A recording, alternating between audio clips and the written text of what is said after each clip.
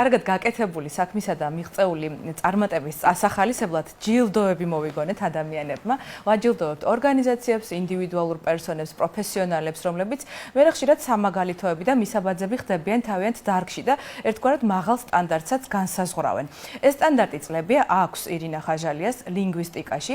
მას ჩვენი თანაქალაქელები კარგად იცნობენ როგორც ინგლისური ენის სპეციალისტს და ახლა გაიცნობენ ახალი სტატუსითაც. ოსკაროსანი განათლების დარგში. განათლების ოსკარი, განათლების დარგში მიღწეული წარმატების, სამოქალაქო აქტიურობისა და საზოგადოების განვითარებისკენ მიმართული პროექტების წარმატებით განხორციელებისთვის მას ჰარვარდის უნივერსიტეტში გადასცეს, რა დროსაც ასევე განათლების დოქტორის წოდება მიენიჭა. მოკლედ, ქართული განათლება ოსკარით დაფასდა და ბათუმში წამოვიდა, თუმცა მხოლოდ ოსკარით არ დაბრუნდა ქალბატონი ირინა საქართველოში და ამერიკული ვიზიტიდან კიდევ ერთი სასარგებლო პროექტი გამოიყოლა, რომლის მონაწილე ნებისმიერი მსურველი შეგეძლიათ გახდეთ. ცოტას დაგისპოილერებთ, ტექნოლოგიები განათლებაში ესაა ამ სასწავლო პროექტის თემა და სულ ჰარვარდის და სტენფორდის უნივერსიტეტის პროფესორები გასწავლიან. უფრო მეტ დეტალს თავად ირინა ხაჟალია მოგიყვებათ და ყურადღებით მოусმინეთ ამ ვიდეოს ახლა.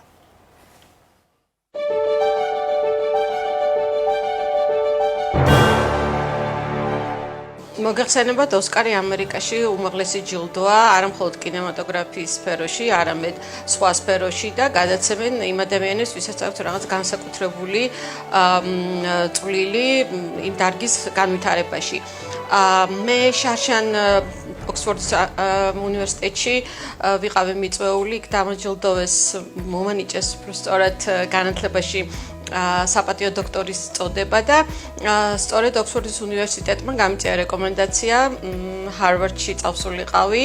იქ პარალელურად მიმდინარეობდა საერთაშორისო კონფერენცია, რომელზეც მოვამზადე მოხსენება, გამოვედი სიტყვით და აი ჩემი სიტყვის გამოსვლის შემდეგ გადაწყვიტეს, გარდა იმისა, რომ ჰარვარდის უნივერსიტეტმაც მომანიჭა საპატიო დოქტორის წოდება, იქვე გადაწყვიტეს, ეს ჩემთვისაც სიურპრიზი იყო, რომ დავაჯილდოვებინე ოსკარით განათლებაში. მე ამაზე არანაირი განაცხადი არ გამიკეთები, ეს თვითონ მათ გადაწყვიტეს ჩემი სიტყვით გამოსვლის შემდეგ, ჩემი ცხოვრების, ასე ვთქვათ, ბიოგრაფიიდან გამომდინარე, ჩემი ფიზიკური შესაძლებლობიდან გამომდინარე, თვითონ დამიდასტურეს, რომ აღფრთოვანებულები იყვნენ ჩემი შემართებით, მიღწევებით, შრომის უნარიანობით. ზუსტად ვერ დავიჩვენ, მე მგონი პირველია საქართველოში, მაგრამ ბათუმში და აჭარაში რომ პირველი და ერთადერთი ეს ნამდვილად ვიცი ამერიკული ოსკარი. თორე ისე ქალაქს მე მგონი აქვს ესპანური, თუ არ ვცდები. საქართველოს აღიარება და საქართველოს დაფასება. ჩემთვის პირველ რიგში ეს არის. მე ალბათ იმის მეოთხეცაც ვერ მივაღწევდი ცხოვრებაში, რასაც მივაღწიე, იმიტომ რომ ეს ეხლაც რთული არის, თქვათ, შიშმო პირისთვის იყო აქტიური, მაგრამ აი ჩემს კომუნისტურ ბავშვობაში გაცილებით რთული იყო, მერწმუნედ და სწორედ აი ჩემო თანაქალაქელებმა, ჩემო მეგობრებმა, კლასელებმა შემაძლებინეს ის, რომ მე მოსულიყავი აქ, გამევლო ეს წარმატების გზა და ამიტომ ვთვლი, რომ თითოეული ჩემი ჯილდო ეს არ არის მხოლოდ ჩემი, ეს არის ჩემი ბათუმის და რა თქმა უნდა ჩემი საქართველოს. I dedicate this honor and this award to my parents, to my family, to my colleagues from my language school, ETA Holding, and my country, Georgia. ჰარვარდის კონფერენციის დასრულების შემდეგ და ასე ვთქვათ ამ ჯილდოების გადაცემის შემდეგ მე წავედი ნიუ-იორკში, იმიტომ რომ კიდე მეორე მნიშვნელოვანი ასე ვთქვათ ეტაპი მქონდა ამერიკაში ვიზიტის დროს გასახოციელებელი. ეს იყო უნდა შევხვედროდი ვენდი დაიმონდს, რომელიც გავიცანი შარშან ბრიტანეთში, ასევე ქალთა საერთაშორისო გლობალურ სამიტზე. ვენდი არის დამფუძნებელი, WeDo არის ესეთი ორგანიზაცია, Women Entrepreneurship Day Organization, რომელიც ეხმარება ქალებს ძირითადად, წარმატებულ ქალებს ან დამწყებებს, თუნდაც სტარტაპერებს, ყარად მოიკიდონ ფეხი, ასე ვთქვათ, საზოგადოებაში, ბიზნესში, თავიანთ სფეროში და შაშანვე ვენდი როცა გავიცანი, მან პირდაპირ შემომთავაზა ამ ორგანიზაციის ელჩობა საქართველოში. საუბარმა მოიტანა და გადავწყვიტეთ, რომ აი საქართველოსთვის გაგვეკეთებინა ჰარვარდის, სტენფორდის და მასაჩუსეტსის ტექნოლოგიური ინსტიტუტის წამყვან პროფესორების მიერ, აი იმ ადამიანების მიერ, ვინც შექმნა ხელოვნური ინტელექტი, smartphone-ებში, ასე ვთქვათ, Siri-ს აპლიკაცია და ბევრი სხვა მრავალი აპლიკაცია.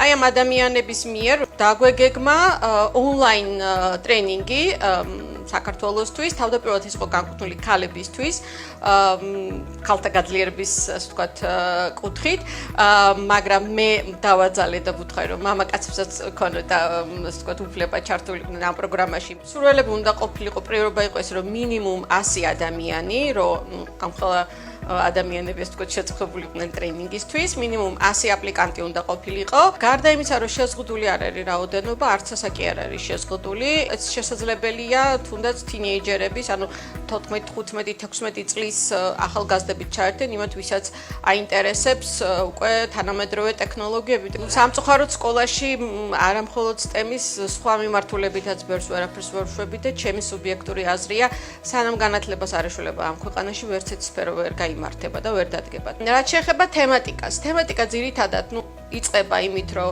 რა არის თვითონ ხელოვნური ინტელექტი, რა შესაძლებლობები აქვს ხელოვნური ინტელექტს, ეს ოკეანე არის, ზღვა კი არა, ოკეანე არის ეს და ძირითადი აპლიკაციები, რაც სადღეისო, თქვათ, არის უკვე შემუშავებული და რაც ადამიანს ყოველდღიურ ცხოვრებაში გამოადგება, ხვალ თუ არა ზეგ უკვე აუცილებლობა იქნება და ის ნამდვილად შემოაჩვენს ცხოვრებაში, ყველა სფეროს მოიცავს და ამიტომ ის ადამიანები, ვინც აი ორიენტირებულია განვითარებაზე და დროსთან ერთად ნაბიჯების გადადგმაზე, იმათ რომ მიეცეთ ეს შესაძლებლობა და მიიღონ ეს ტრენინგი უფასოდ. ეს არის ნებისმიერი მსურველისთვის, არა მხოლოდ ბათუმში და აჭარის რეგიონში, არამედ საქართველოს მასშტაბით და 8 შეხვედრის შემდეგ უკვე ითვლება, რომ კურსი დასრულდა და თუ კი თქო ადამიანი ყველას ესწრებოდა და თუ ვერ ესწრებოდა, ყოველ შემთხვევაში გაიარა მასალა და ამუშავა, შემდეგ შემპირდნენ, რომ იქნება ამერიკული სერტიფიკატიც, არა ჩემი, არამედ ამერიკული სერტიფიკატიც.